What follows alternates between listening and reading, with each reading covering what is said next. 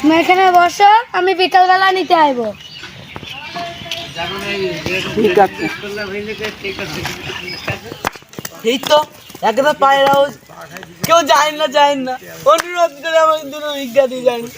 অনেকদিন না খেয়ে এই অন্ধ অবাকে দুটো টাকা দিয়ে যান। এই মা টাকা পড়া শব্দ হলো না তো, দয়া করে দুটো ভিক্ষা দিয়ে যান। কেন এক গাদা লোক গেল যে?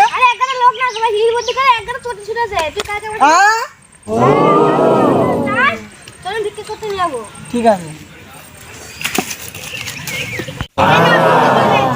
আজকে এই কোটে চাল খেলে রোজ যদি এই কোটে চাল হয় আমি বলে কালো কুকুরের সাথে পালি কালো কুকুর লাইন করে মাছ এবার যদি তুমি চলে যাও তুমি 4 নম্বর বউ হবা কে হবো?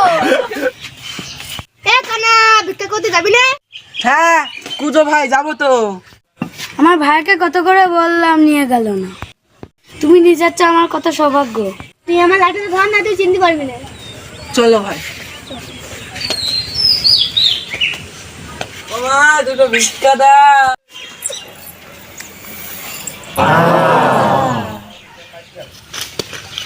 ভাই তোরা দূরে কেন?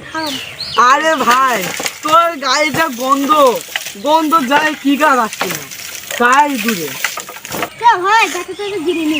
চ ভাই তুই কানা কি করে হলি? দুঃখের কথা আর বলিস না, আমি জন্ম থেকেই কানা।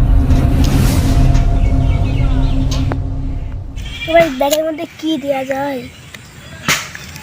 এই তো একটা পাথর পেয়েছি।